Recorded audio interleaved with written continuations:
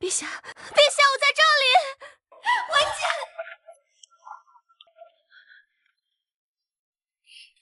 大胆贱婢，本宫才是名正言顺的皇后，而你低贱的商户女，只配在天牢里待产。不可能，你在骗我！陛下答应过我，只要我倾尽谢家财力助他上位，他会立我为后的。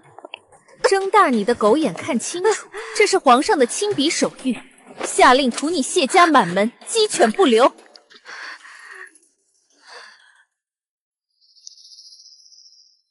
你谢家富可敌国，不杀你爹娘，皇上怎么把谢家的家产据为己有？还有你的宝贝婚书，也是皇上找人伪造的。我不信，我16岁就跟了他，他不能这么对我。16岁就跟男人跑了，还有脸要名分？皇上念旧情，特许这孽种一命，男的充征，女的为婢。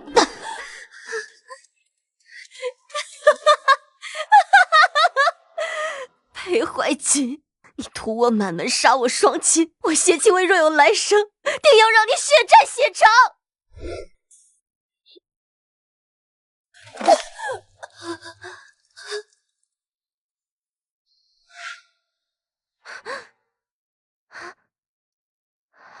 我没死。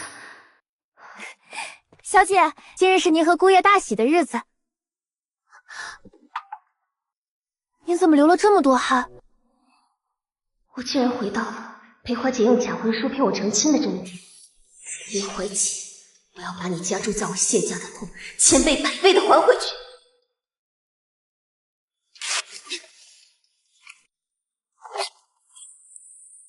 小姐，您这是干什么？半夏，给我换素服。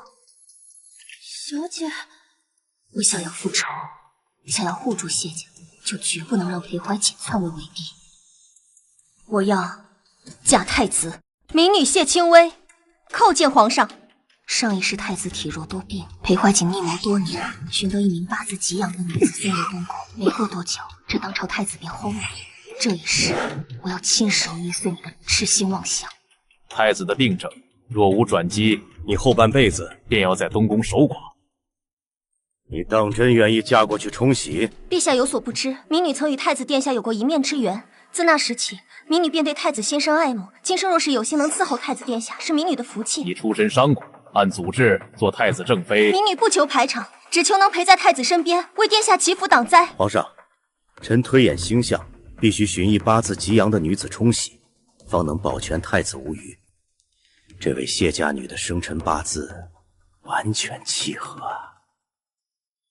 罢了，婚期定在下月15，内务府全权操办，你安心待嫁即可。大婚之前，朕会下令封口，无人会知道太子妃是谁。民女领旨谢恩。太子妃之位近在眼前，待我入东宫，便是我向她复仇的开端。燕王，上一是我的夫君，这一是我的仇人。夫人，你去哪儿了？一整日没见你人影，派出去的人也没找着，还以为你回扬州了。夫君说什么呢？我特意从扬州来找你，怎么会突然回去？只是在府里闷得慌，出门转了转。你出门的时候有没有遇到什么奇怪的人，跟你说奇怪的话？没有啊，夫君这话何意？京城最近不太安生，你性子单纯，容易被骗，还是少出门为好。就算要出门，也得跟我说一声，我派人护着你才放心。护着？分明是盯着我谢家的金山银山，没了这些钱财，你拿什么收买人心？知道了，都听夫君的。听下人说你把婚符给烧了，难道你不想跟我成婚了？听下人说你把婚符给烧了，又是怎么回事？微微今日的举动与上一世大不相同，难不成？难道你不想和我成婚了？微微，裴怀瑾向来生性多疑，我不能让他看出来破绽。我们是夫妻，有什么话不能跟为夫说？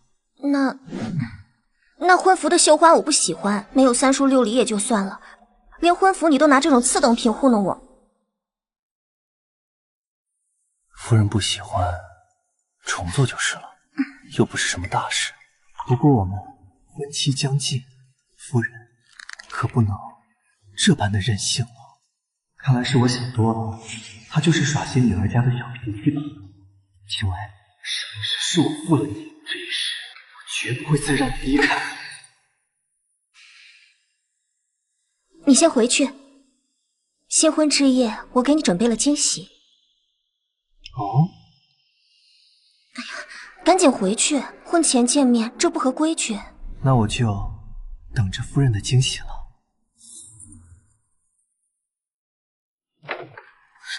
小姐，你可回来了，担心死奴婢了。我没事。小姐，你为什么要去接皇榜啊？你不是要跟怀瑾公子成婚了吗？他可不是什么商贾之子，是当朝的六皇子，燕王殿下。燕王殿下早就娶了王妃，那小姐你……不错，她满嘴谎言，断不能嫁。至于嫁给太子，我自有打算。若被查出已有婚约，那可是欺君之罪啊！怕什么？这婚书和那怀瑾公子一样，都是假的。拜夏，你去收拾包袱，现在外面全是他的眼线，我们得找个理由出去。我要立刻传谢回扬州，告诉爹娘，裴怀瑾死了王子一心，立刻知道谢家与他所有的天涯往来。这一世崎岖。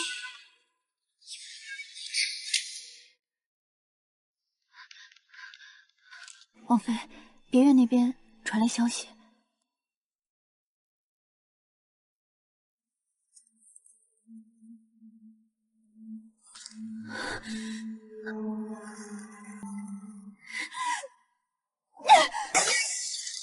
好啊！我说王爷怎么半个月连我的院子都不踏进半步，原来是在外面养了狐狸精。走，叫上家丁，跟我去城南别院。是。前世裴怀瑾千方百计地阻止燕王妃知道我的存在，这一世我偏不让她如愿。大胆奴才！燕王妃驾到，还不让开！砸！给我把门砸开！今天我非打死那个不要脸的奸人！王妃息怒，殿下吩咐过任何人不得入内，请王妃不要让属下为难。今天谁来也顾不住这个贱人！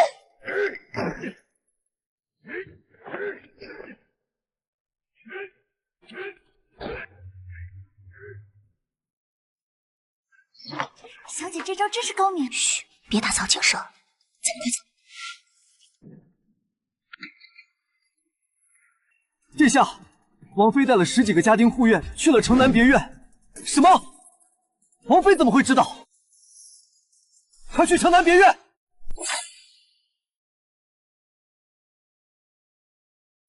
你们岂敢拦本王妃？还不让开！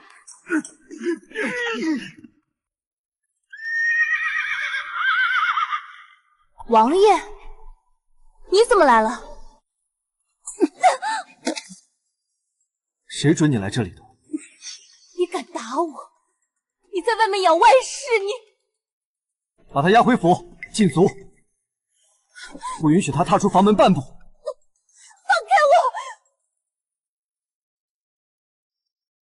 我！薇薇，你在吗？薇薇，关于外面那个女人，我可以解释的。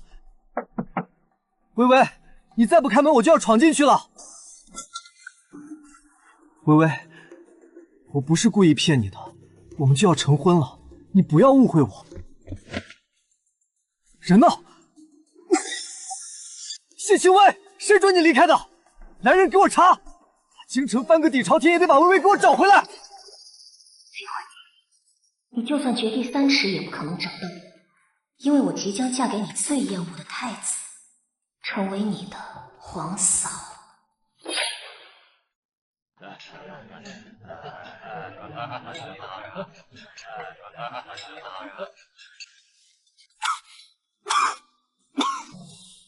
太子，过了今日的大婚冲喜，你的身子定能大好。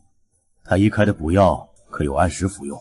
回父皇，儿臣一直按时服药，今日只觉精神100倍，定不负父皇恩典。上一世，由于这病秧子早早就病死了，太子大婚冲喜的时间也不对，到底是从哪一步开始？一切全乱了。回殿下，京城里咱们的人都搜遍了，还是没找到。加派人手，继续找，务必给我找到。吉时已到，迎太子妃入殿。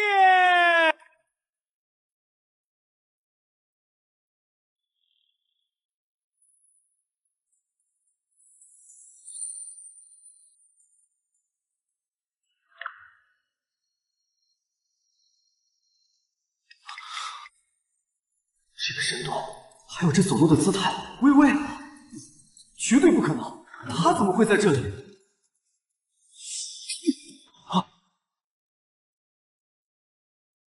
老六，大庭广众之下，你这般失魂落魄的冲撞太子妃，成何体统？父皇恕罪。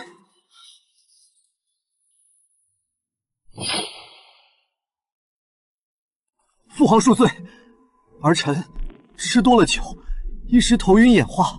哼，退回你的座位上去。裴怀瑾在皇帝心中的分量不低，看来这点刺激还不够。不对，应该是我看错了。上一世微微和太子并没有瓜葛，怎么会成为太子妃呢？一拜天地。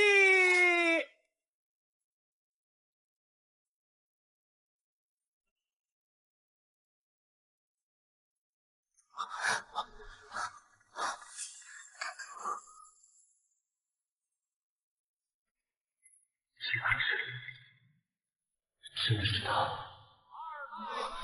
谢清微，上一世他分明跟太子没有关系，为什么会成为太子妃？不行，我不能冲动。父皇已经动怒，如果现在再闹事，多年在朝堂的筹谋必将毁于一旦。裴怀瑾，你果然还是这般自私怯懦，在你心里，终究是皇位和权势最重。既然你不肯彻底发疯，那我就再添一把火。殿下当心身体，臣妾扶您站稳，莫要让父皇担心了。微微出身生子，不可能是太子妃，也许是声音像而已。若她真的是太子妃，那么只有一种可能，她也重生了。往后你便是东宫太子妃，东宫一切内务皆由你做主。是，儿臣定不会辜负父皇嘱托。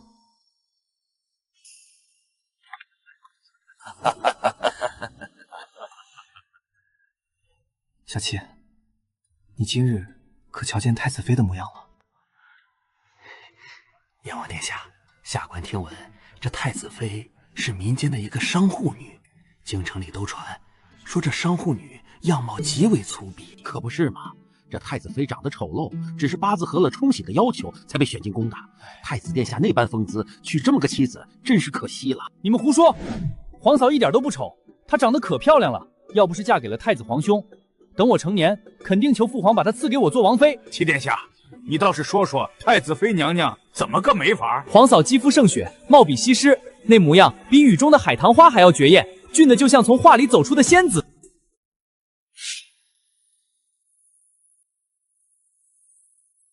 小妾，皇嫂是哪家小姐啊？以前怎么没听说过京城哪家小姐有这般绝色？皇嫂不是京城人，父皇怕有人知道了冲撞太子皇兄，太子妃的身份瞒的是密不透风的。上一世太子妃明明是我的现任，这一世凭空冒出来个商户女不行，我一定要查清楚。太子必须死，我越早登基，就越早能和微微在一起。六皇兄，你平时沉默寡言的，今天怎么这么关心太子妃？我只是关心太子的身体罢了。太子妃来历不明，我担心。原来如此，我听太子妃的口音像是扬州人。扬州人？你确定？确定，我母妃就是扬州人。扬州人，神武出身，难道太子妃真的是谢清微？哎，怎么了？殿下，城门口的暗线回话了，没有谢姑娘出城的记录。殿下，您去哪儿啊？去东宫。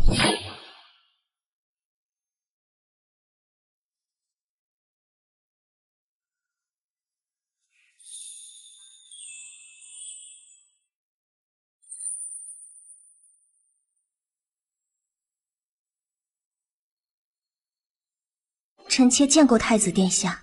免礼。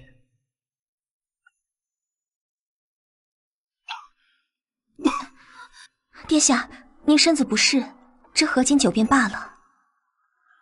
反正姑也活不了多久了，戒与不戒，又有什么区别？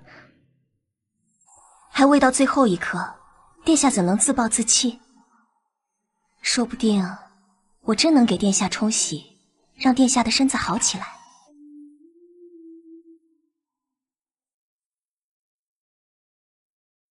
姑没想到你竟是这般开朗。你可知大魏祖制？依据祖宗礼法，若姑死后你无所处，便要为姑陪葬。殿下快呸！你是千岁，您是不会死的。臣妾不仅是为了自己，更是为了这黎民苍生。您要是去了，这皇位可就落在小人手里了。此话怎讲？快拦住他！这里是东宫重地。燕王殿下，此乃东宫重地，今日太子殿下大婚，您持剑擅闯，是要造反吗？滚开！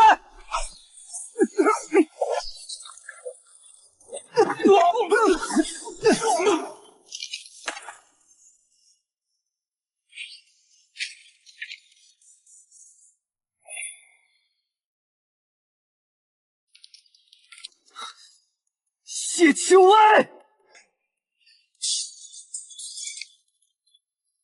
唐六，你放肆！这是姑的心腹，你发什么疯？皇兄息怒，臣弟在前面多饮了几杯，醉得厉害。臣弟只是好奇，想来一睹太子妃的真容。滚出去！东宫岂是你撒酒疯的地方？皇兄，臣弟今日若看不清太子妃的样貌，绝不踏出这扇门半步。裴怀瑾，既然你非要找死，我就成全你。燕王殿下好大的规矩，太子仁厚，不愿与你一个醉汉计较。但这大魏的祖宗法度还在，惊扰储君大婚者，按律当自废双手谢罪。殿下既然执意要看，不知可愿当场献出双手，来换看本宫意？自废双手，我若成了废人，还拿什么争夺这天下？他性格温婉，连只蚂蚁都不忍心踩死，绝对不可能对我如此绝情。里面的人一定不是他，是我认错人了。这臣弟唐突了，臣弟这就告退。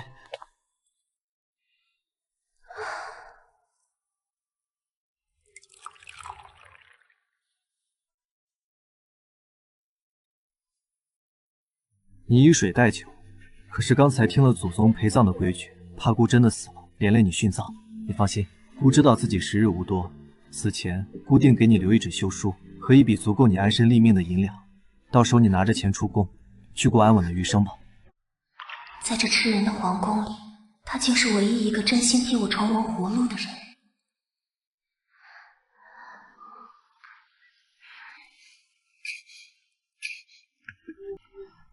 夜深了，喝一歇息吧。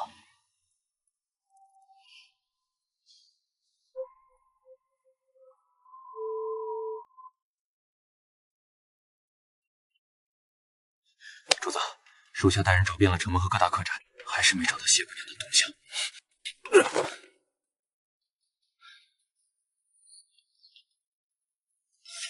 半夏，谢清辉的贴身丫鬟怎么会在这里？里面的太子妃真的是微微？微微，我会让她碰你的，不管前世今生，全是属于我的。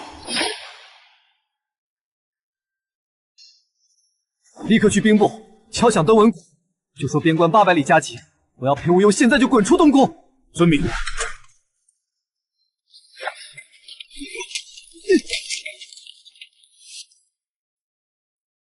殿下当心身体，不知可愿当场献出双手，来换看本宫一眼？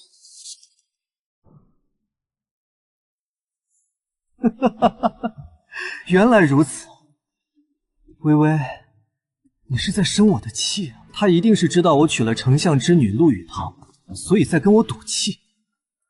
竟然跑去给裴无忧那个短命鬼冲洗，以此来报复我。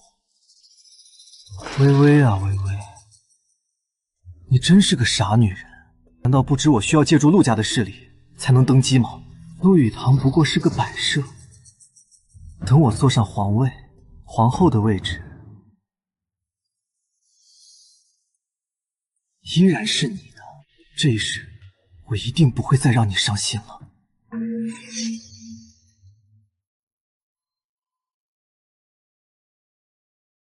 裴无忧中毒已久，活不了几天了。等你成了寡妇，解了气，还不是要乖乖回到我身边？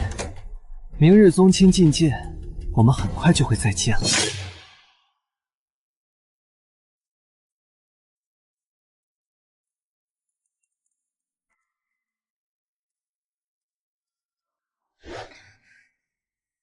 燕王殿下，让开！微微，气撒够了吗？撒够了就跟我回去。燕王殿下，请叫我皇嫂。这里没有外人，何必再装？我知道你气我娶了陆羽堂，但那只是权宜之计。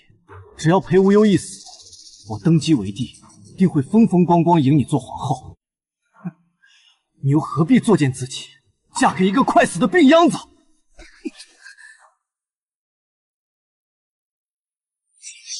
放开他！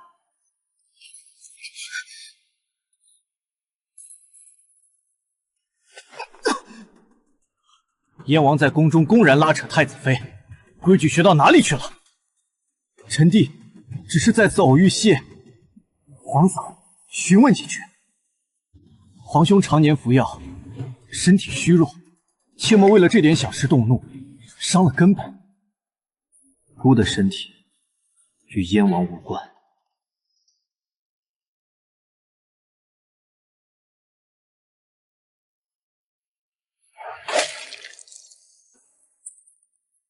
谢清微，你以为嫁给太子我就没有办法了吗？你逃不出我的手掌心的，你这辈子只能是我一个人的。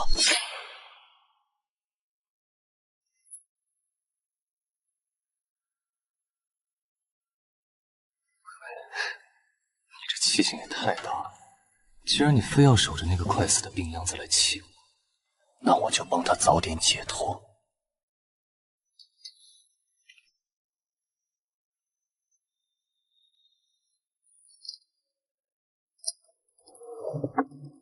这是西域的慢性断阳散，无色无味，拿去给东宫的奉茶太监，他知道怎么做。属下遵命。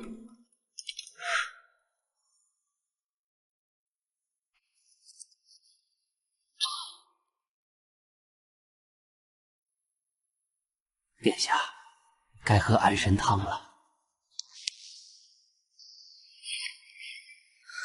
这紫青是裴怀瑾的死尸，这汤里有毒。殿下别喝！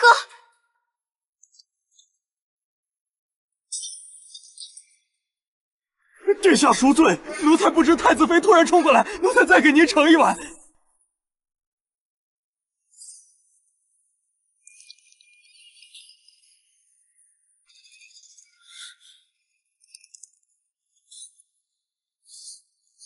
拖下去，交给安维营，撬开他的嘴。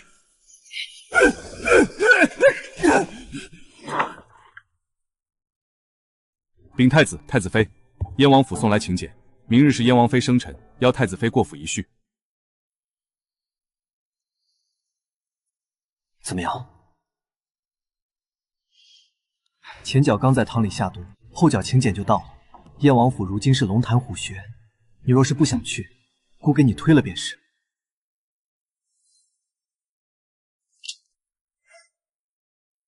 来而不往非礼也。既然燕王急着找死，这鸿门宴，臣妾去送他一程。密室里挂着的全都是太子妃的画像。哼，太子妃有一个养在别院的贱人还不够，现在又去招惹太子妃，咱们王爷还真是多情啊！王妃，别院那个也就算了，这位可是太子妃。您太子妃怎么了？就太子那病病歪歪的样，指不定哪天就……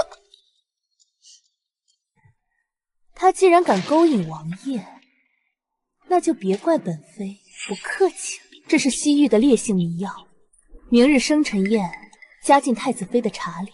本王妃倒要看看，当着全京城诰命夫人的面，这位冰清玉洁的太子妃能做出什么伤风败俗的丑事。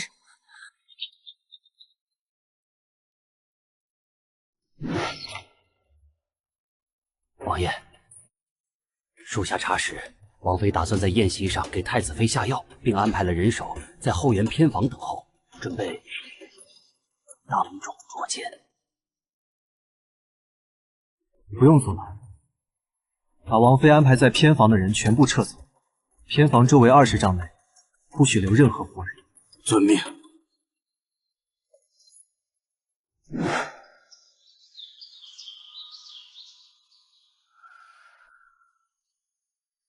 皇嫂能来，蓬荜生辉。这杯茶是王爷特意从云南寻来的贡品，雨堂特意给皇嫂备的。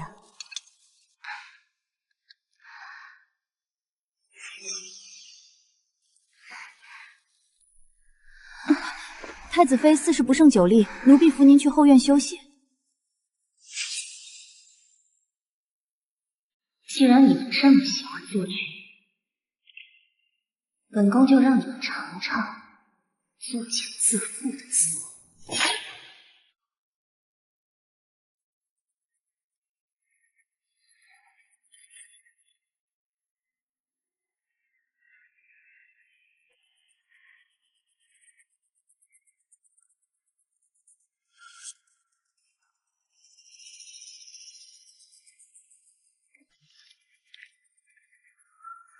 这是催发迷药的药液，微微，很快你就是我的人了。太子妃，这么喜欢下药，那就自己尝尝吧。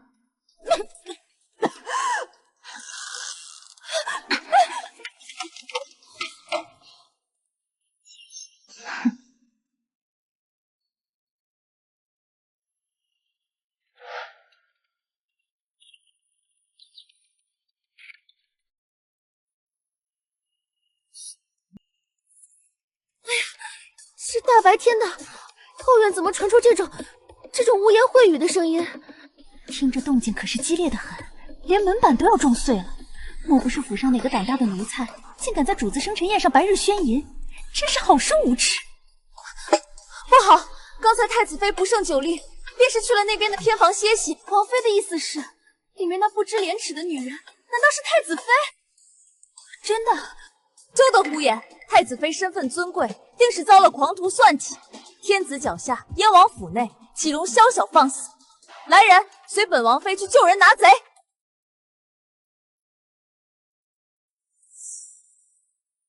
光天化日，竟敢在王府秽乱皇家清誉！来人，给本王妃把门砸开，营救太子妃！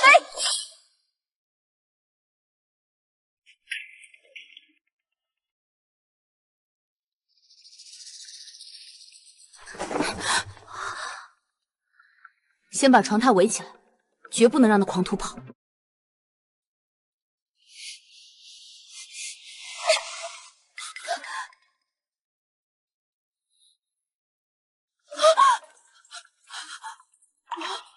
爷，怎么是你？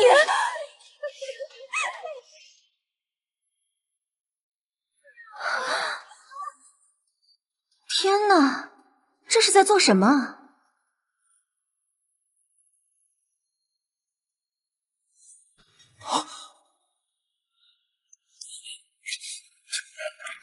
微微，我是清白的，是有人下药陷害我。王妃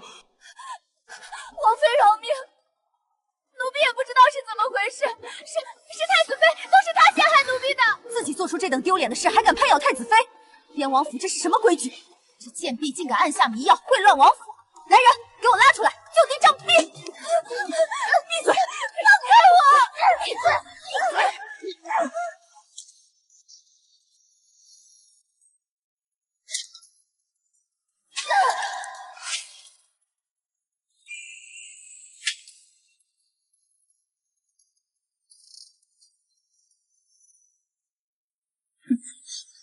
王妃这招贼喊捉贼，真是让本宫大开眼界。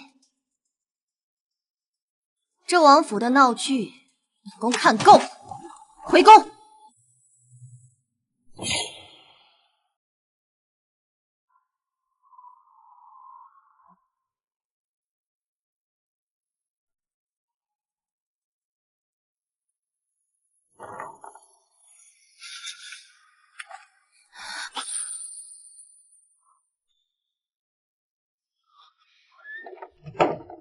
孤听说你在燕王府当众打杀了陆羽堂的贴身丫鬟，有没有伤到自己？那群燕王府的侍卫可有对你放肆？殿下放心，我连指甲都没断一根，不过是替半夏讨回一点利息，让人当场用乱棍打死了那名叫翠儿的刁奴。燕王府的闹剧看够了，我就回来了。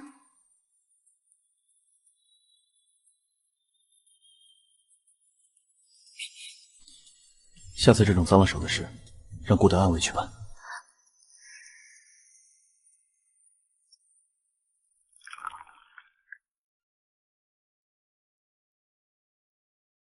前世今生，他们欠我的，我必须亲手一笔笔讨回来。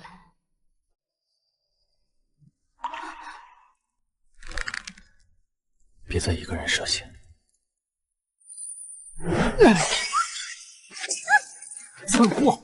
你看看你干的好事，不仅没算计到他，反而让他在燕王府当众杀人立威，本王的脸都被你丢尽了。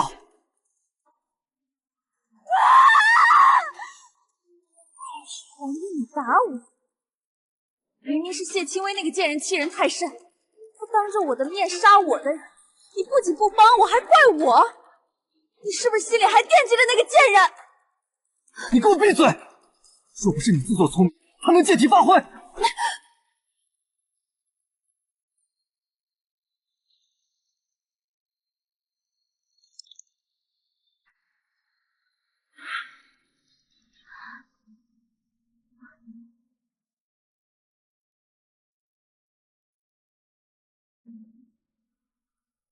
前世的谢清微连踩死一只蚂蚁都不忍心，对我更是百依百顺。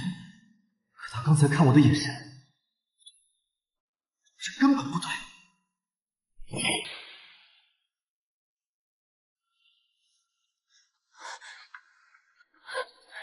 姑母，谢清微简直欺人太甚，他不仅仗势当众打杀我的丫鬟，竟还将这绣着王爷私印的贴手手帕塞给王爷，企图秽乱宫闱。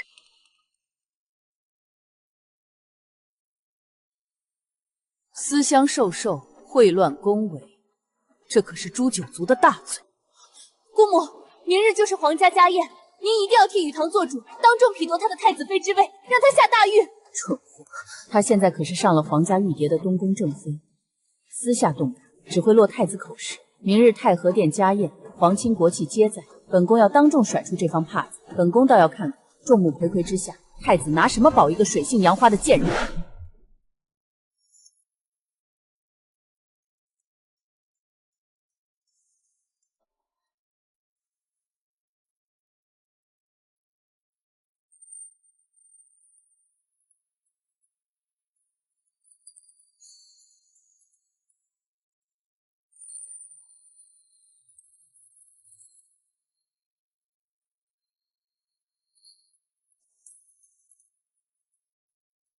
按线来报，陆羽堂已经把那方假手帕交给了长公主，他们打算在明日家宴上发难，将你彻底钉死在耻辱柱上。那他恐怕要失望了。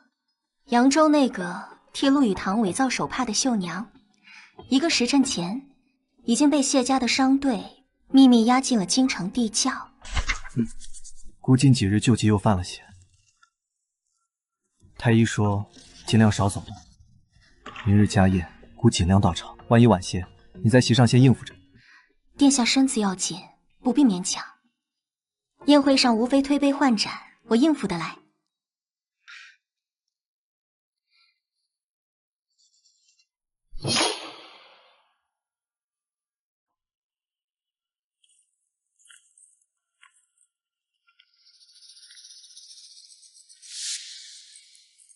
哟，太子妃这身凤冠霞帔真是耀眼，只可惜飞上枝头的野鸡终究不是凤凰。过了今晚，不知你还有没有命穿这身衣服？燕王妃若是眼疾犯了，就去治。本宫能不能穿这身衣服，轮不到你一个亲王。皇嫂，长公主手里握着什么，你我都清楚，那可是杀头的死罪。你现在若是肯向我低头服软，待会儿在大殿上，本王或许还能替你求求情，保你一条命。燕王殿下什么时候学会关心皇嫂呢？是你的戏路越来越宽了，还是觉得本宫好护你？恕不奉陪。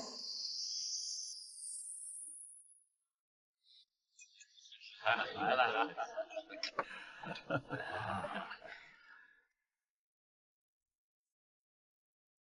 长公主驾到！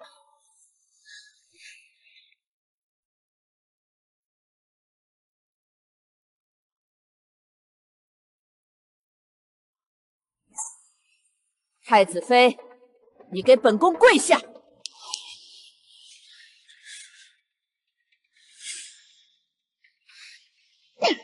你这不知廉耻的毒妇，拿着绣了燕王私印的贴身物件私相授受，毁乱宫闱的铁证在此，你还有什么话可说？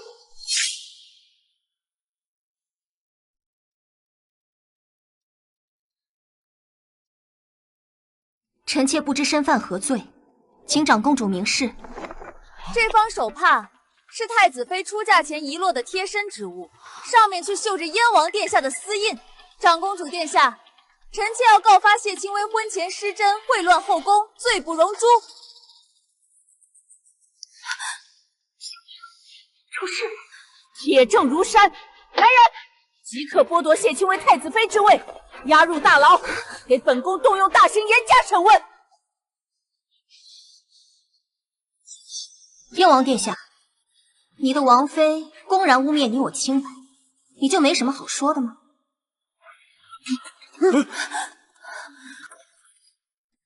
长公主息怒，这信物上的私印确实是侄儿的，是去岁皇嫂上香途经山路时遗落在草丛中，被我偷偷拾取4颗印记。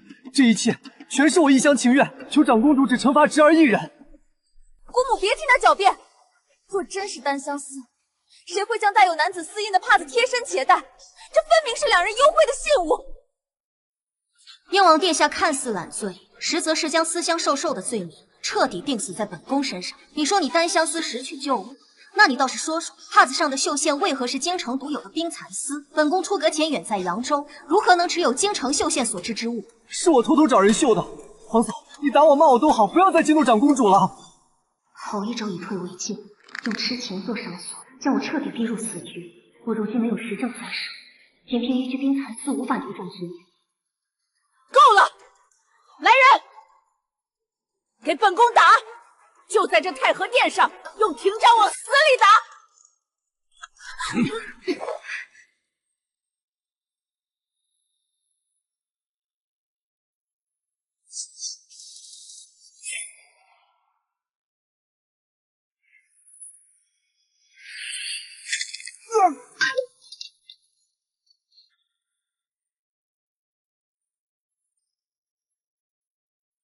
姑看谁敢！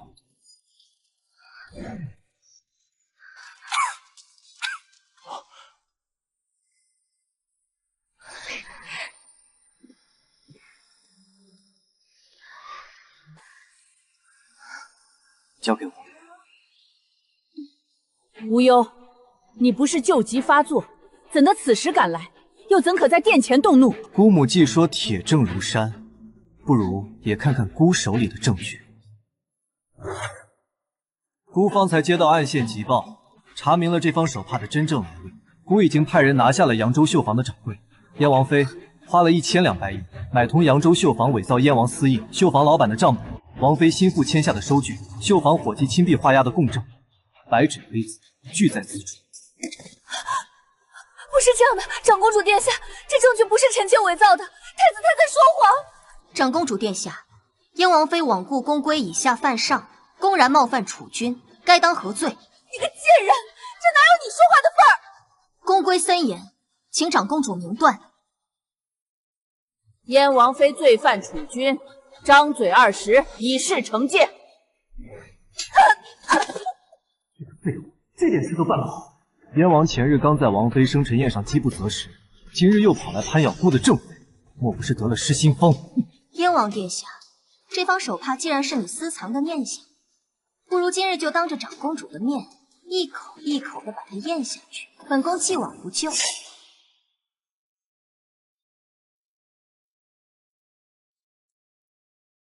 燕王殿下可要想清楚了，你今日若是不吞，便是承认这手帕是伪造的，当众犯下欺君之罪；你若是吞了，便是当着皇室宗亲的面咽下这脏东西，坐实了你觊觎皇嫂的变态行径。够了！堂堂亲王在大殿之上吞食赃物，皇家颜面还要不要了？燕王府即日起封府1月，任何人不得进出。燕王妃构陷储君正妃，罚俸1年。近日宫中戾气极重，明日护国寺将开启皇家大佛会，太子与太子妃随本宫一同前往，在佛前诵经祈福。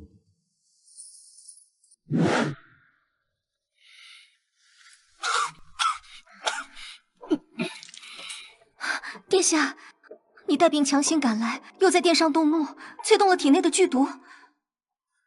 姑无碍，只是接到暗线急报，说你准备的绣娘遭裴怀瑾暗杀，姑若晚到一步。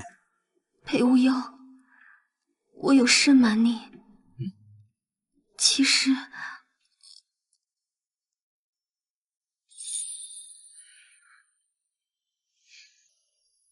没关系，想说了再说。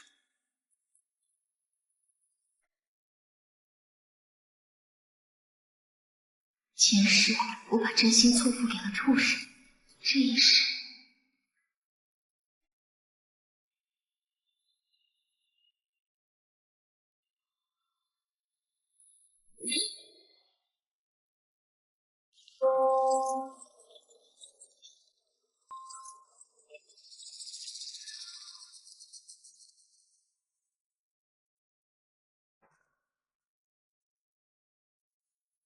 出来吧，躲躲藏藏的像什么样子？姑母恕罪，侄儿本该避府思过，但听闻护国寺山路崎岖，侄儿担心姑母身体，还请姑母宽恕。本宫听闻这护国寺的佛祖最是灵验，就好好在这里静心思过。姑母说的是，佛祖不仅看人心，更看因果。作恶多端的人，即便烧再多香，也挡不住报应临头。他居然来了，看来神医还在护国寺。山路崎岖，青薇，你若是累了，本王这就命人抬软轿送你去禅房。老六，姑的太子妃，姑自会照看。你若是闲得没事做，不如去大殿跪满3000遍经文，为父皇祈福。裴无忧，这病入膏肓的废人还能护他多久？病时我不仅要你的命，还要青薇心甘情愿地回到我身边。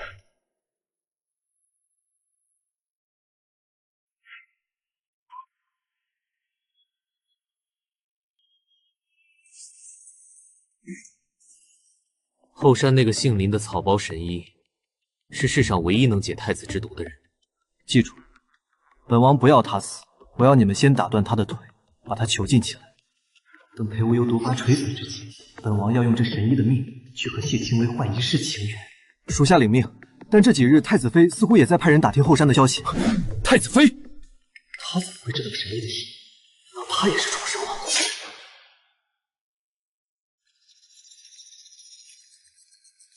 夜深路重，皇嫂不在禅房侍寝，孤身跑来这荒山野岭做什么？燕王不在佛堂思过，跑到后山做什么？微微，你明明知道我是被冤枉的。燕王殿下想申冤，怕是找错人了，让开。你直奔后山，可是为了寻找隐居在此的神医。是又如何？本宫的事与你何干？神医隐居在此的事，连父皇都不知道。你一个扬州商户女，怎么会未卜先知？除非你早就经历过这一切，你也带着前世的记忆，对不对？他果然也是畜生。燕王殿下这几天是被长公主吓出癔症了吗？东宫的暗卫网遍布天下，查出一个大夫的行踪有何稀奇？皇嫂掩饰的真好。大雪封山，你为了给我求药，在这后山跪了整整3天。你的膝盖落下了严重的病根，阴雨天边痛不欲生。今夜风寒，你敢说你的膝盖不痛？燕王殿下，我生在扬州，长在扬州，连大雪都没见过几回。你若是病得不轻，不如早点回府请太医。前面是谁？长公主有令，护国寺大佛会期间，后山入夜进行，立刻查探。燕王殿下，长公主的侍卫转瞬就到，你若是再不让开，我现在就来抓刺客，意图谋害储君正妃，这罪名殿下担得起吗？看来真的是我多虑了，她不过是裴无忧手里一颗听话的棋子。皇嫂请。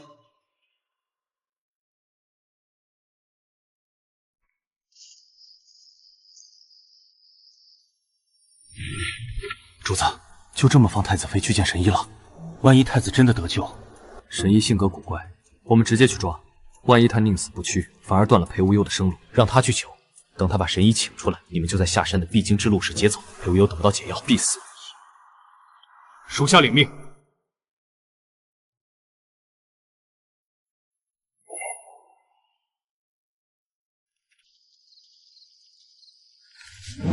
皇嫂，裴无忧已经是强弩之末，太医都束手无策，没有这个神医，他绝对熬不过今晚。燕王带着死士拦截当朝太子妃，是想造反吗？微微，你何必跟着一个将死之人陪葬？只要你肯低头，回到我身边，把神医留下，我可以当今晚什么都没发生过，以后我照样保你一世荣华。燕王未免高兴得太早了，你真以为殿下病入膏肓了？你这话是什么意思？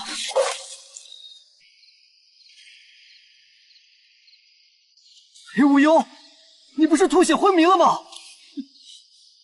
你耍我！做戏做全套，不让燕王以为孤快死亡，你怎么会露出狐狸尾巴？裴怀瑾，今日就是你的死期！大胆狂徒，竟敢在护国寺撕掉死士，给本宫拿下！做梦！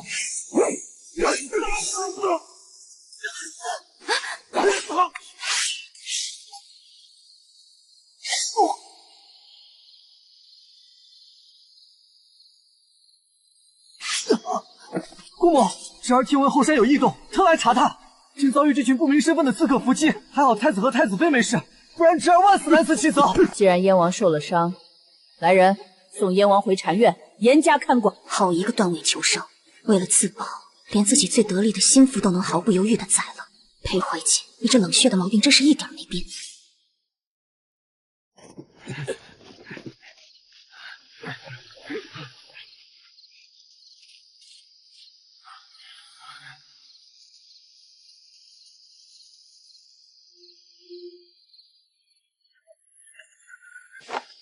老夫隐居在此，还是被你们这些权贵惊扰了。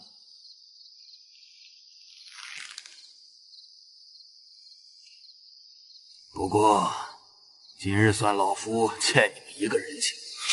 殿下，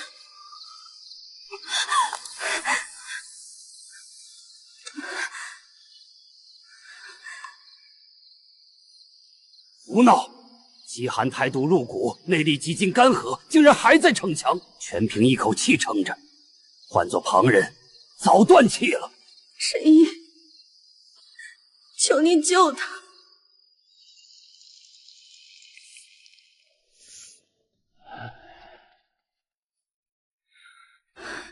殿下，你怎么这么傻？殿下明知自己毒入心脉，为何还要拿命去赌？若是刚才神医救不回来，您让东宫上下如何自处？要将我置于何地？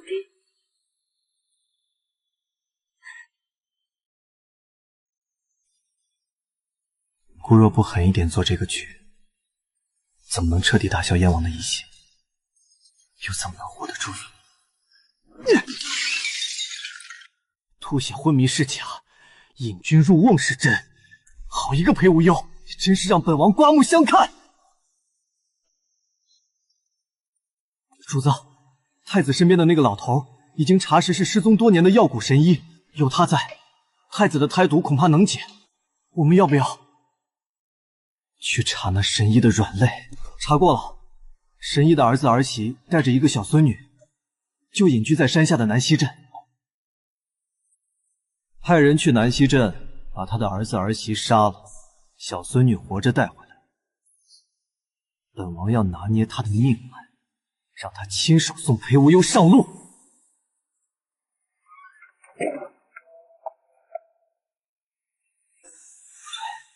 全都不对。他怎么知道我会出现在哪里，还提前设下埋伏？谢君威，你也是重活一次的，对不对？你带着前世的记忆，所以你要报复我。不信，说你真的记得一切，就不信一点破绽都不露。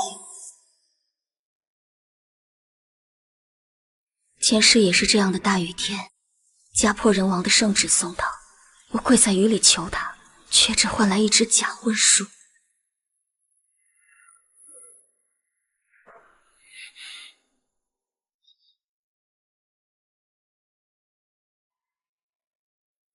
在想什么？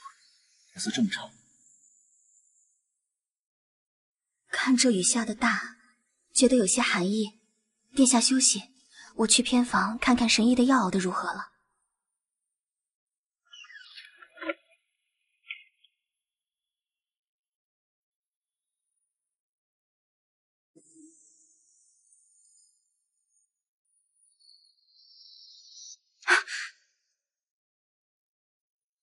燕王殿下，长公主不是下令将你严加看管了吗？区区几个侍卫而已，还能拦得住本王吗？微微，这里没有外人，你还要跟我装到什么时候？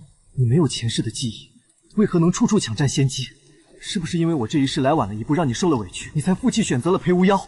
燕王伤了手臂，连脑子也糊涂了，请让开。微微，我昨晚做了一个梦，我梦见了一段属于我们的前世。在梦里，我登基为帝，本想立你为后，可陆家手握重兵，逼着我对谢家下了杀手。微微，你以为是我害了你，其实都是误会，我是真心爱你的。哼，燕王殿下的梦很精彩，你相信我了？不管那是梦还是真实发生过，既然在你的梦里，你纵容别人杀了我全家，那么伤害就已经造成了。如果那个梦是真的，不论原因如何，我们之间就是血海深仇。谁杀了我父母，我绝不会放过。我还要回去陪伴太子。谢清微，既然你不肯回头，那就别怪我心狠手辣。裴无忧，回京之日便是你的死期。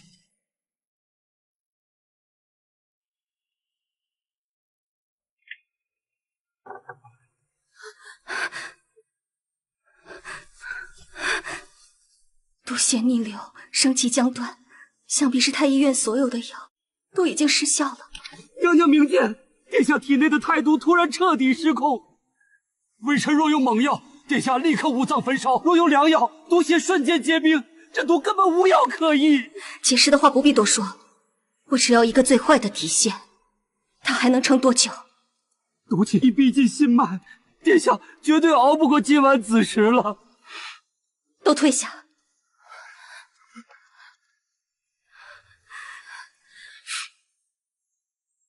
去西厢客房，把神医立刻请过来。娘娘，那老头刚才收到一个带血的包裹后，就疯疯癫癫的，见谁骂谁。微臣怕他一发疯，冲撞了殿下呀！殿下命都快没了，还怕什么冲撞？还不快去！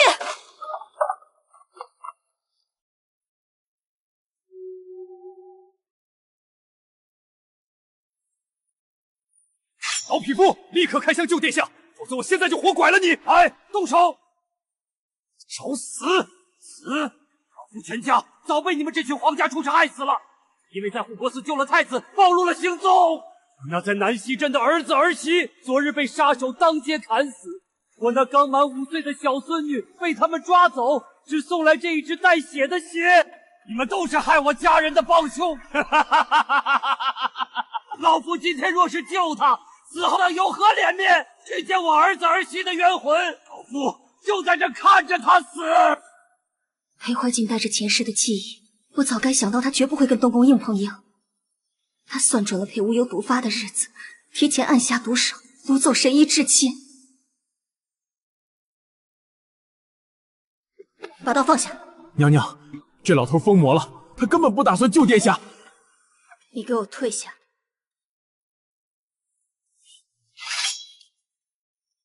先生，你没事吧？南溪镇的血案，我深感痛心，但您恨错了人。天下乌鸦一般黑，皇家的狗咬狗，难道还有无辜的？你们东宫的命是命，我一家老小的命就不是命。当年下令屠镇，用百姓做诱饵的不是东宫，是如今权倾朝野的燕王。杀你儿子，掳走你孙女的，也是他。你少拿这些话来诓骗老夫！你是太子妃，自然要把脏水往正敌身上泼。我与他无冤无仇，他杀我全家图什么？图什么？图把那些见不得光的人命当做他往上爬的垫脚石。他所谓的仁义，全是用无辜者的白骨堆出来的。顺我者昌，逆我者亡。这十里坡的暗牢，就是你们这群不识抬举之人的归宿。燕王在城外十里坡有一处用来藏匿死尸和人质的地下暗牢，你的孙女必定就被关在那里。我若是救了太子，他绝对会撕票的。太子今晚若是死了，明天一早，图你满门的燕王就会入主东宫。您难道想用太子的死给您真正的仇人铺路吗？那我孙女怎么办？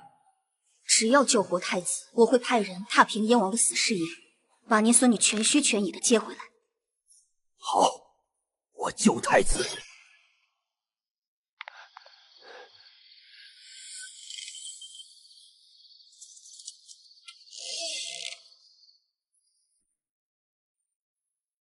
烈酒，滚水！闲杂人等全给老夫滚出去！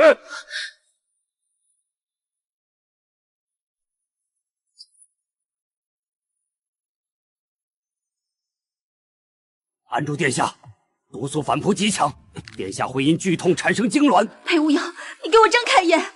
燕王就等着你死，你要把这大魏江山独守相让。你若今天认了输，你半生心血便全成了别人的踏脚石。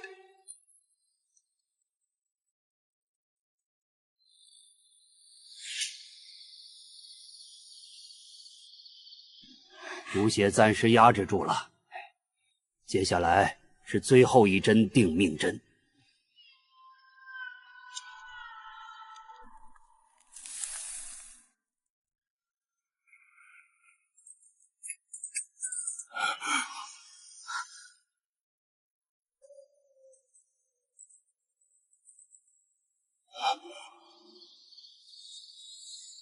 老东西，燕王殿下有令，你若是敢救活太子，你那5岁的小孙女今晚就会没命。沈姨，你的孙女我已经派人去救了，你还有什么顾虑？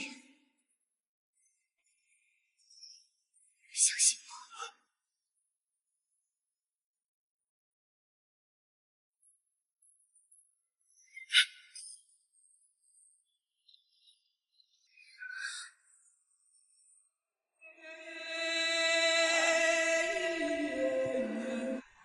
我尽力了。殿下，你醒醒！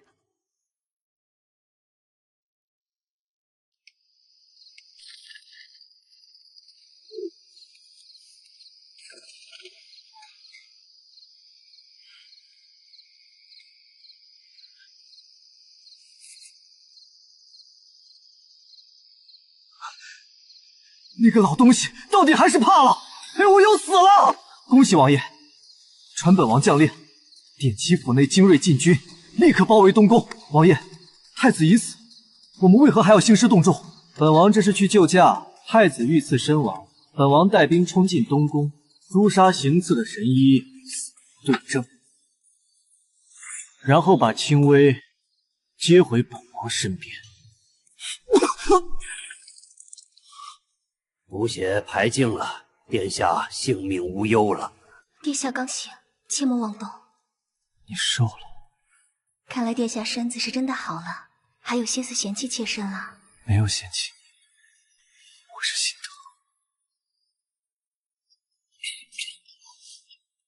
疼。多亏了神医，是神医妙手回春。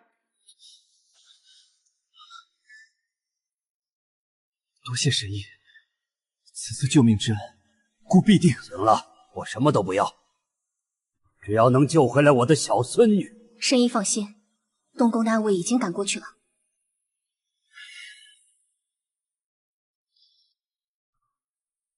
你裙子脏了，先去换了吧。我这里有神医看着，不碍事。前世裴怀瑾为了夺权做了万全的准备，在城郊秘密建造地牢，这地牢的入口就在郊外的山洞里。待东宫暗卫从暗道潜入，把神医的孙女救出来，不许惊动任何人，截杀所有飞出丝牢的信鸽。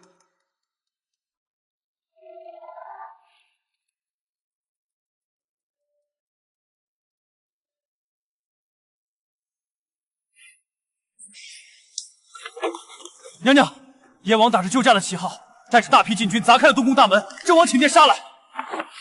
来得真快，殿下歇息，外面的事我来处理。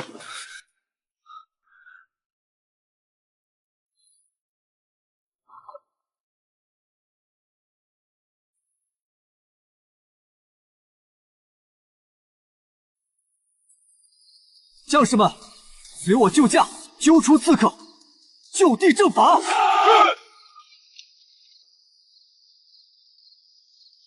燕王殿下深夜带兵闯入东宫，口口声声喊着救驾，不知是要救谁的驾？皇嫂，臣弟听闻有刺客混入东宫，谋害了皇兄。这太监莫不是刺客的同党？燕王消息真是灵通，不过你的这枚棋子传回去的消息似乎不太准。定是这江湖骗子毒害了太子。来人，把他拿下！老匹夫，你若是不如实招来，受何人指使，你南溪镇的小孙女立刻就会身首异处。燕王殿下，老夫的孙女就不劳您费心了。把人带上来。爷爷。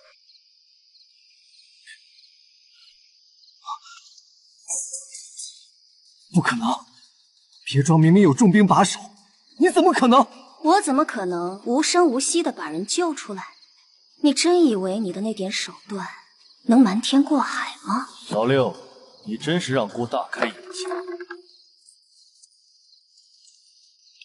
擅闯东宫屠戮无辜，还敢在东宫大放厥词，姑定要禀明父皇，治你谋逆之罪。皇上驾到！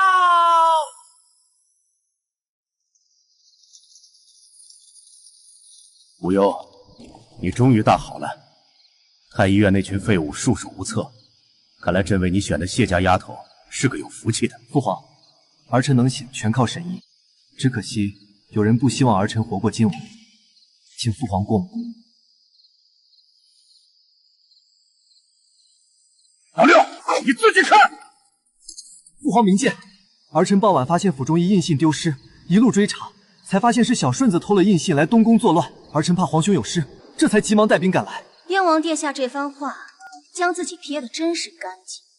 长命锁昨夜还在城外别庄，今夜就到了东宫内应手里。一个偷印信的奴才，能有这么大的能耐调动禁军，还能精准算准殿下破门的时间。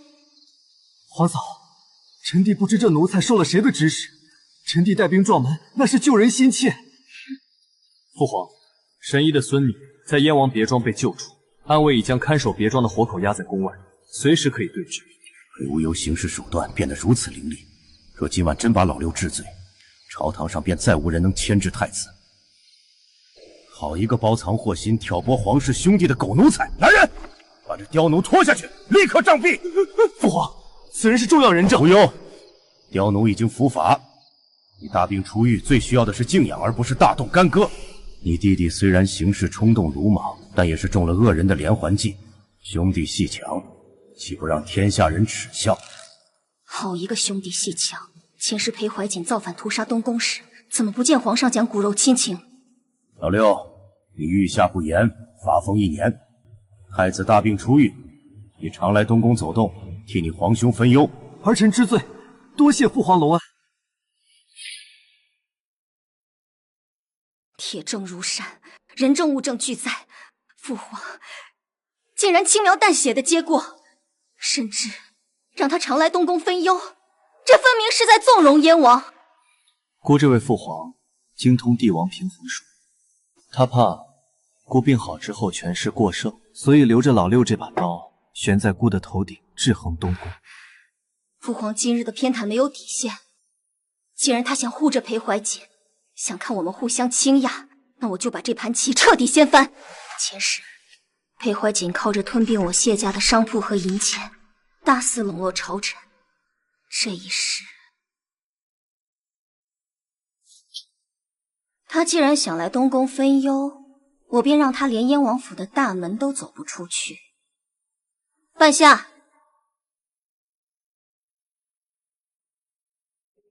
传信给扬州总号，立刻切断京城所有燕王名下钱庄的资金拆借，同时放出风声，就说燕王府亏空拿不出银子。明日一早，派人带头去他的钱庄挤兑提现。还有，他在黑市囤的那批劣质官盐，把底价砸穿，全部抛售。我要让他一文钱都拿不到。你切断他的财路，他必定狗急跳墙，找朝中那些依附他的官员借钱填补亏空。我就是要他去借，等雪球滚到填不上的时候，那些拿不到钱的官员就是第一批反咬他的人。裴怀瑾，你欠我一笔一笔的收回来。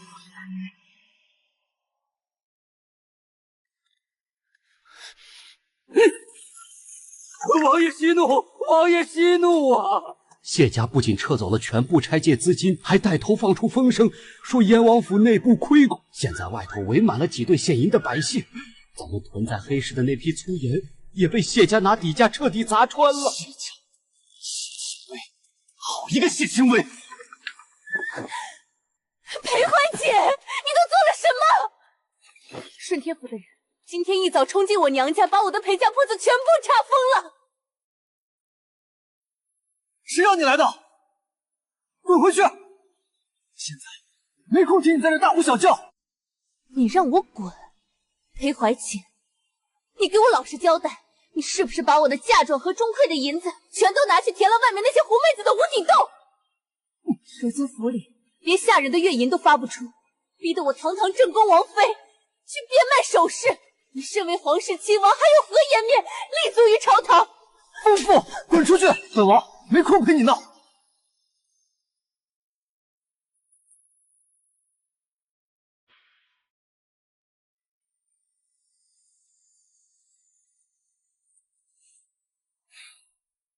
秦薇，今日老六上朝，可是给满朝文武演了一出绝佳的好戏。哦，殿下大病初愈，怎么也有兴致看戏了？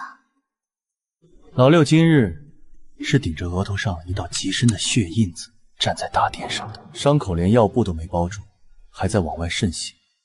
血印子，看来燕王妃也是个性情中人。御史台那帮言官向来闻风而动，笔锋比刀子还锐，今早足足上了10几道折子，弹劾他宠妾灭妻，有辱斯文。父皇在龙椅上气得直接把砚台砸在了老六的脚下，当着百官的面将他骂了个狗血淋头。狗咬狗的戏码，倒是省了我们亲自动手。顾发现，只要老六倒霉，你就会发自内心的感到开心。殿下觉得我不该开心吗？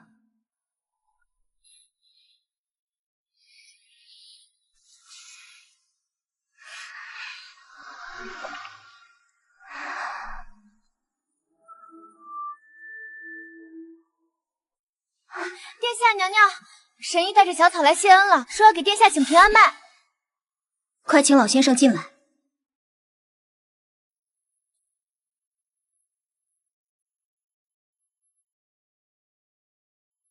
老先生免礼，孤能捡回这条命，全靠先生。草民今日来请脉，有一件关乎殿下生死的大事。殿下体内的寒火噬心散已解，但在排出的毒血中，草民发现殿下体内还蛰伏着另一种极其隐秘的慢性毒。神医，到底是什么慢性毒？此毒名为枯骨欢，乃是西域100年难遇的秘药。它不会立刻要人性命，而是一点点熬干人的气血，最后让人枯槁而死。此毒在殿下体内蛰伏，至少已有5年之久，而且此毒的原料极其罕见，只有大内深宫的最高规格贡品中才有可能掺入。5年前你刚刚挂帅，平定北疆叛乱，凯旋回朝。这5年来，你的所有饮食起居皆由内务府直接打理，能神不知鬼不觉给你下毒，还让你毫无防备的，只有天家无父子，故人诚不欺我。孤13岁上战场，为大魏江山出生入死，军功加身，华陵功高震主，谋权篡位，终究还是等不及要亲手杀了孤。青薇，父皇容不下孤，老六踩着孤的血往上爬，孤若反，便是不忠不孝；孤若不反，这天下落到他们手里，苦的是万千百姓。你敢跟我走这条路吗？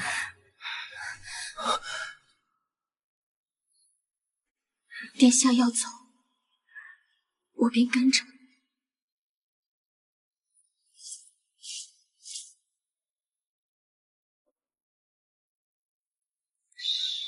圣旨到！来得真快。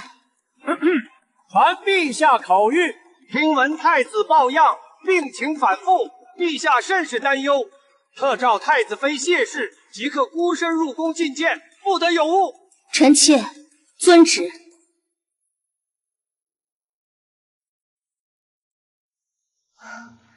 臣妾叩见父皇。青薇啊，快起！太医院说太子病重，你日夜侍疾，辛苦了。照顾殿下是臣妾本分。无忧这孩子越大越不服管教，这几年是越发不爱惜自己身子了。如今他一病，朝局动荡，朕听说他体内的毒发作了。回父皇，臣妾无能，没有照顾好殿下的身子，让他贪凉以致毒发。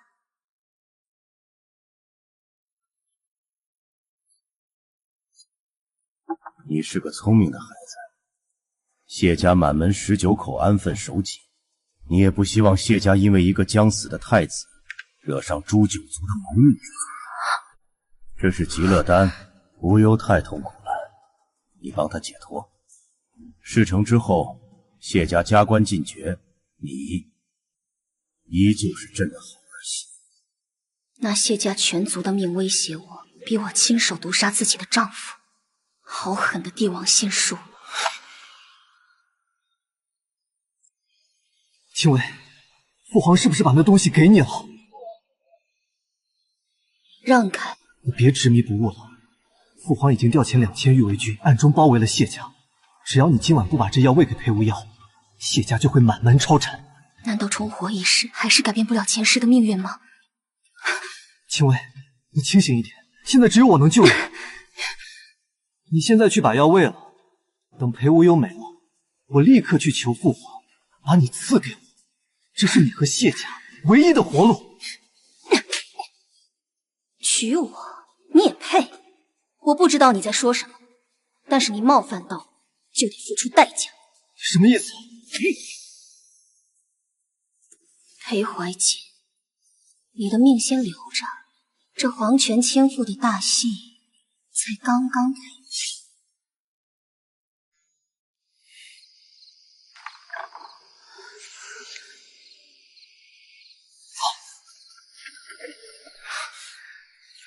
这般难看。太医，别叫太医，让神医来看看。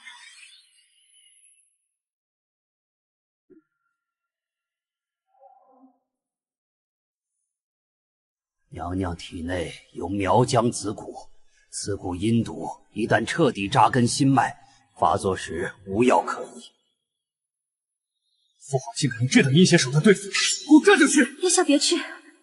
御林军也已经围死了谢家，你现在持刀进宫，就是公然造反，反倒给了他废除杀人的由头。难道让孤眼睁睁看着你受着蛊毒之苦吗？殿下不可！你若是去了，便是公然撕破脸。母骨在父皇手里，他正好以此要挟谢家满门，岂不是正中他的下怀？神医，我曾听闻，这苗疆子骨在尚未彻底扎根前，用施针之法，通过血液渡入另一个体内。可是真有此法？可这法子极其凶险，需将两人的血脉相连，施针逼迫蛊虫游走，稍有不慎，娘娘便会心脉尽碎。孤来替他承受，把蛊毒毒到孤的身上。不行，你体内的胎毒刚刚拔除，身子承受不住这种反噬。至于人选，把燕王拖进来。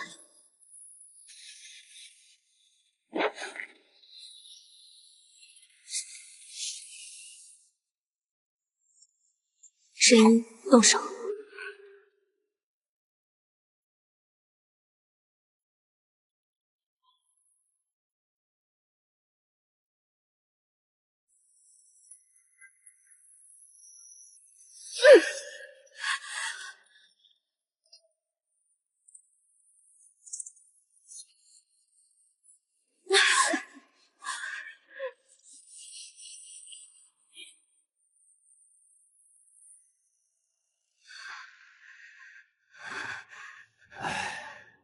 蛊毒已经全部进入燕王体内，阴谋诡计，我们玩不过他们，倒不如反其道而行，把事情摆到明面上来。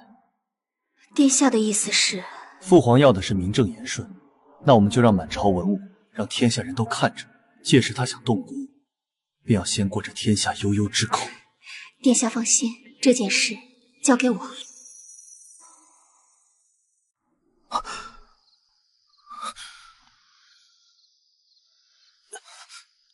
难道刚才和微微说话都是梦？来人！本王出去这段时间，四处可有异动？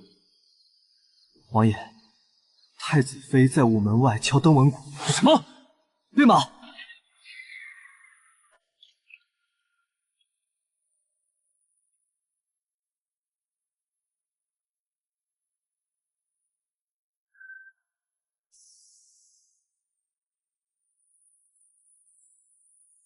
我谢氏一门3代忠良，上不负社稷，下不愧黎民。今夜禁军2000，铁甲为门。敢问陛下，谢家何罪，竟当此祸？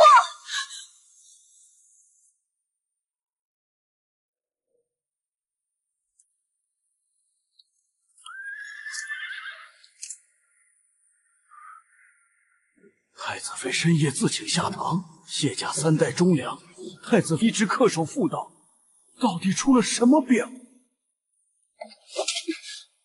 叫了，你吞了蛊毒，谢家也被禁军包围，你救不了谢家，现在求我是你唯一的活路。你再敢敲一下，我现在就杀了你！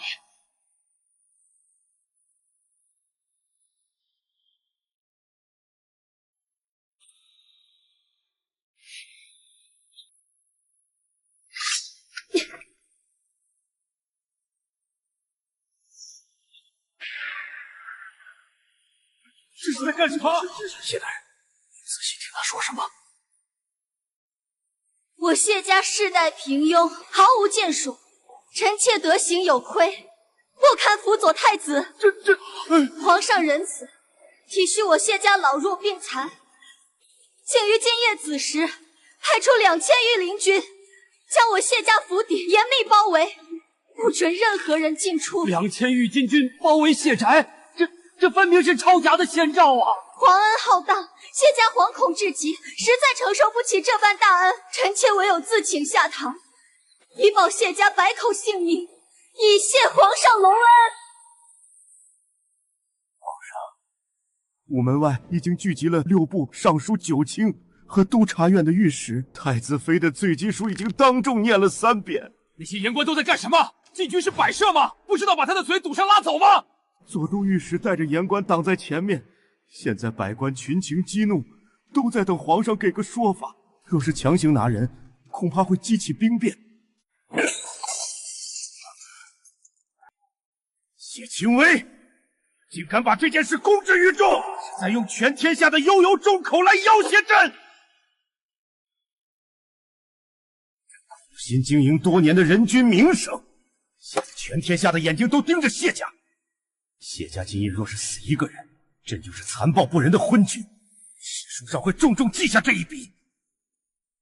传朕旨意，因念其谢家有功，即刻召太子妃入宫觐见。奴才遵旨。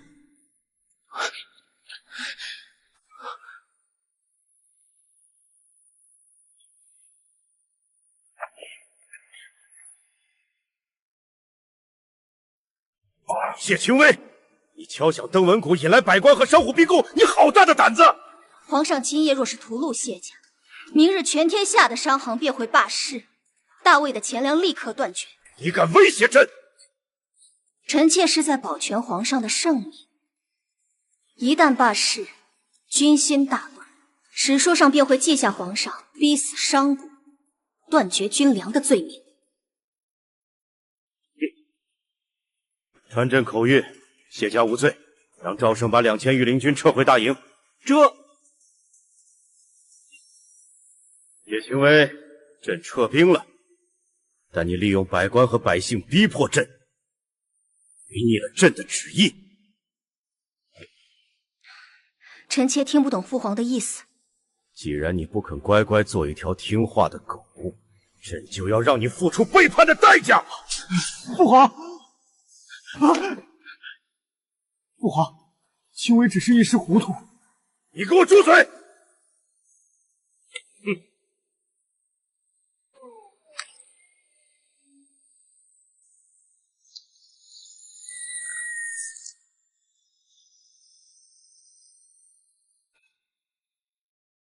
你怎么没有发作？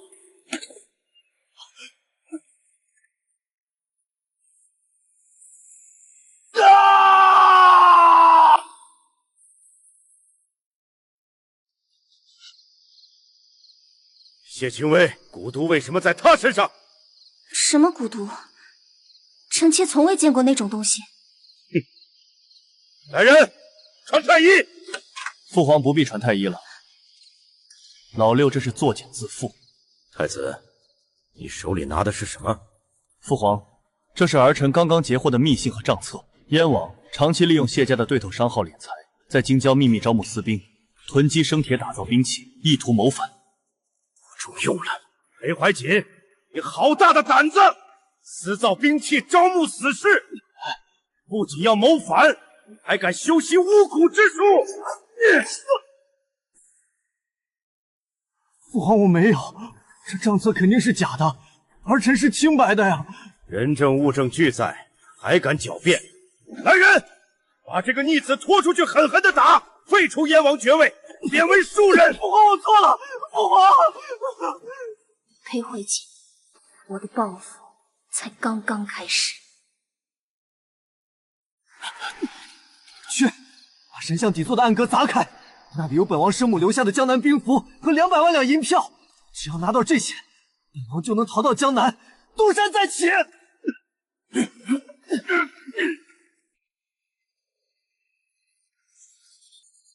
不可能，这绝对不可能！这块兵符是本王亲手放进去的，怎么会没有？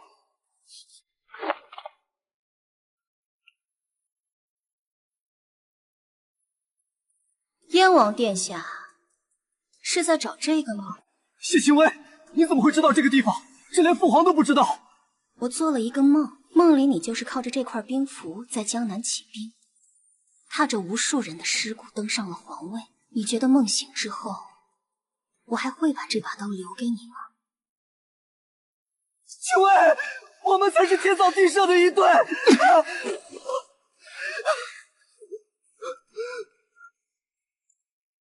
你把兵符给我，我保证以后后宫只有你一个女人。你要相信我。梦里我就是太过相信你，才会搭上我谢氏全族。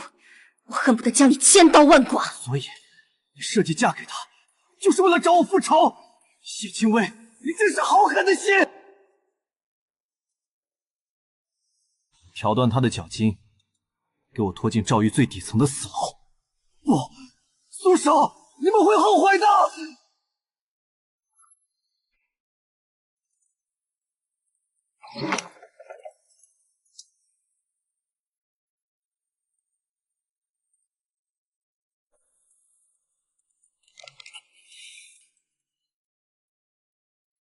来干什么？来看我的笑话？哼，来看看大魏最骄傲的燕王梦碎的样子。我不服！明明老天给我重来一次的机会，我们这辈子应该坐拥江山，相伴到老的。为什么你会有以前的记忆？谢清微，是你变了，还是我从来就没有看到过你？因为你从来没有变过。你自私、多疑、贪婪，你以为自己手握先机，其实不过是被自己的欲望蒙蔽了双眼。留着你的命，是因为你还有最后一点用处。我这就去把父皇请来，让你们父子见上最后一面。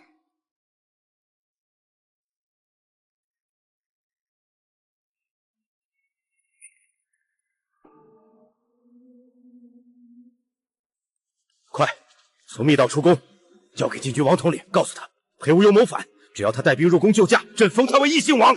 奴才遵旨。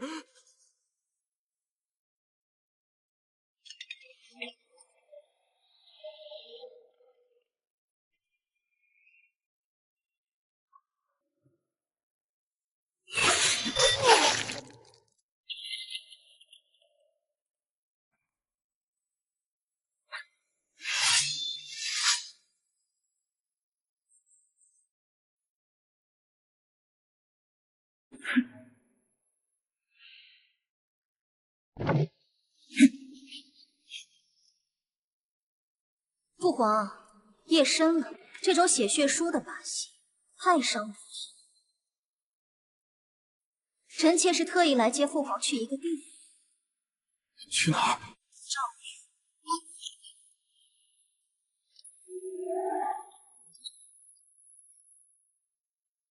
父皇，父皇救我！是谢清威那个贱人害我！你是不是带兵来平叛了？快杀了他们！闭嘴！这个没用的废物！如果不是你贪功冒进，带死士包围东宫，朕怎么会落到被裴无忧软禁的地步？明明是你暗示我去东宫抢人的，出了事你就把我一脚踢开，让我顶罪！你还敢顶嘴？若不是你，朕还是天下之主，朕今天就亲手掐死你这个逆子！畜生，你疯了！想让我死？好，那我们就一起下地狱！裴无忧，你以为你父皇是什么好东西？圣母孝贤皇后的死根本不是病逝，是他在安胎药里下了慢性前期毒，他怕你外家兵权过重，亲手毒死了你的母亲。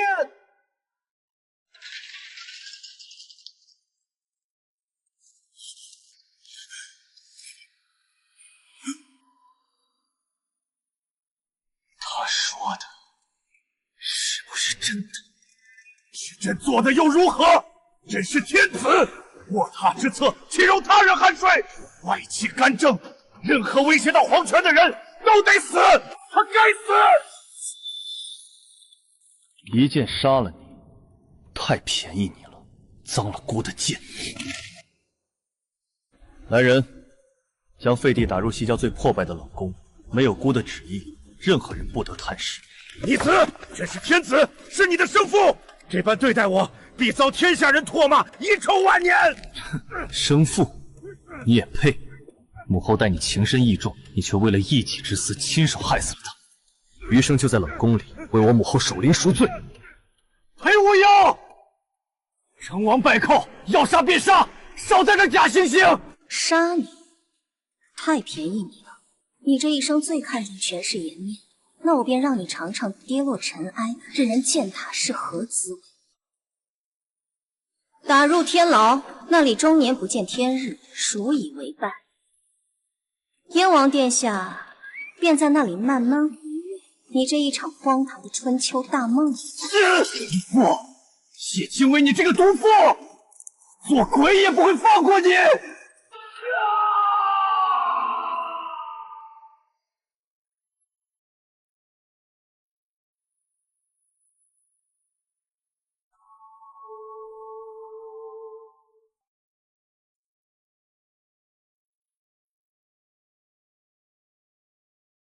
殿下一直盯着我做什么？如今大局已定，还叫殿下？陛下，还是叫夫君听着顺耳。夫。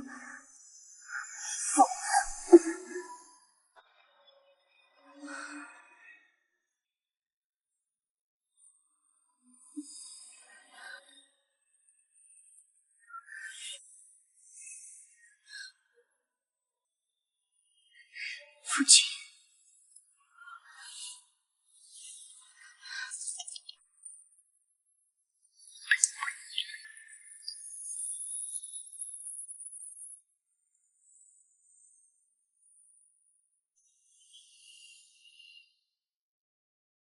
裴无忧，有一件事我一直想问你。问？我对裴怀瑾的手段了如指掌，甚至步步紧逼。我对他有着莫名的深仇大恨，你一直都看在眼里。可你为何从来都不问我缘由？起初是不必问，你我是先成婚，后才慢慢知心的。那时我连自己明日是生是死都不知道，又凭什么去质问你的过往？可是，青薇，你很好，所以你从前经历过什么，又有什么要紧？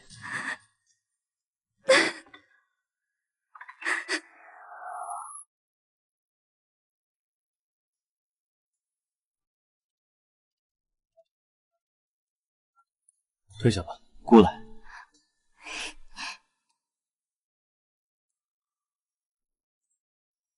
陛下日理万机，怎么有空来做这等小事？若是让朝堂上那些言官知道，又要写折子骂我红颜祸水了。这江山有一半是你挣来的，论功劳论才干，你都当得起。姑敬你重你，与你出身商贾又有何干？当初一道圣旨把你我绑在一处，我只当是权宜，后来才知道是我占了便宜。陛下这话倒是难得的实在。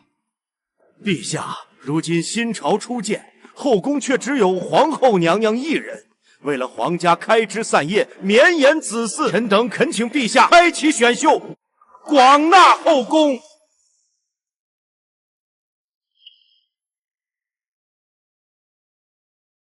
开枝散叶，绵延子嗣，说的是陛下圣明。陛下圣明。皇后与朕患难与共，如今天家方定，众卿便要朕转身去充盈后宫，这是要朕做一个忘恩负义之人给天下人看。陛下，历代先皇都是3宫6院，这是祖宗规矩呀。祖宗规矩里也没有臣子替君王安排整齐的道理。朕的后宫往后只有皇后一人，谁若再上选秀的折子，朕等当他公务太闲，告老还乡吧。上一世，裴怀瑾登基后，为平衡朝局，将各方势力的女人源源不断接入后宫，对我只有利用与防备。而裴无忧，咱们站在风口里等，方才那些话不必放在心上。我只是在想，你为了我驳了满朝大臣，史书上唠几句话，值得吗？朕争这天下，本就不是为了3宫6院，若连娶谁守谁都做不了主，这皇位坐着又有什么意思？来人，快传太医！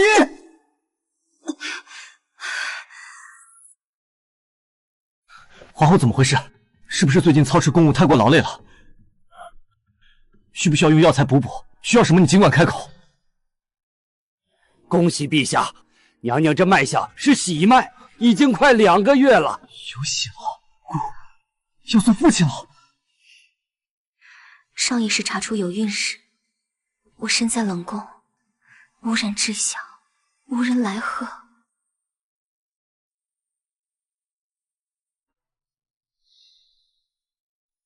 好，好。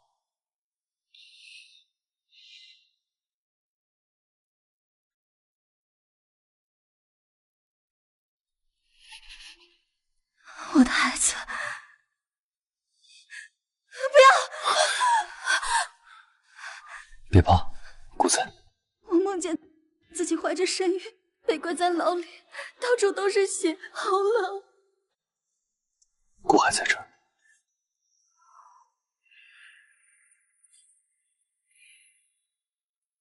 睡吧，姑陪着你。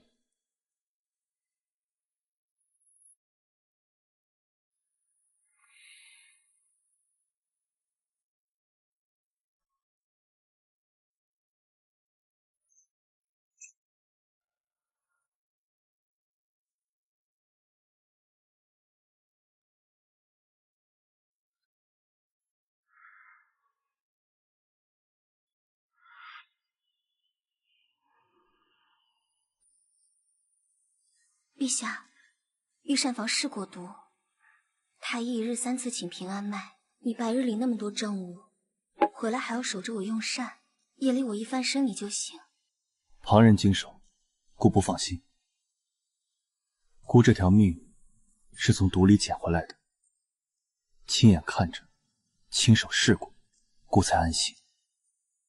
你若是有半点闪失，好，都依你。那扶我出去走走，消消食。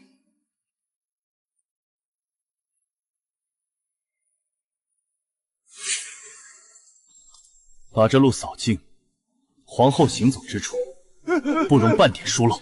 无忧，我只是有孕，不是瓷娃娃，没那么娇气。姑怕这江山姑能守，可姑怕护不住你们母子。陛下守得住天下，也守得住我们。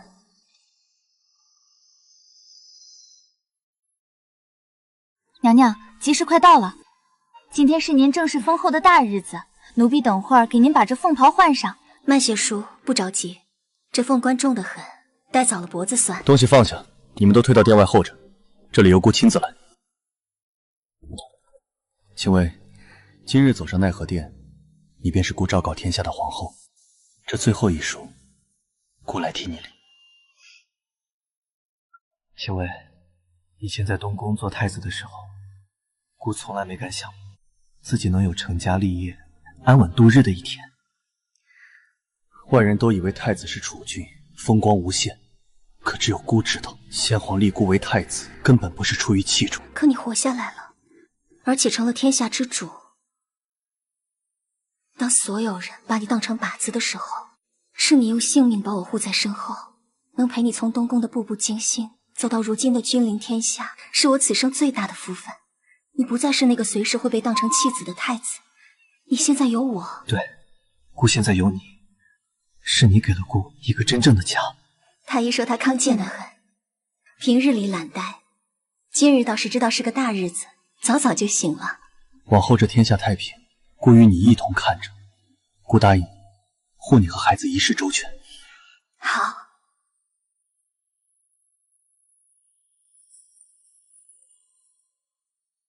走吧。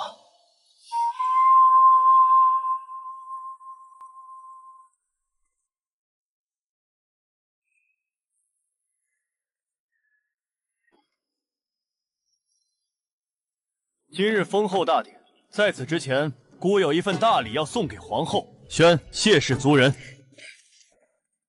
草民叩见陛下，叩见皇后娘娘，娘娘千岁千岁岁千千岁。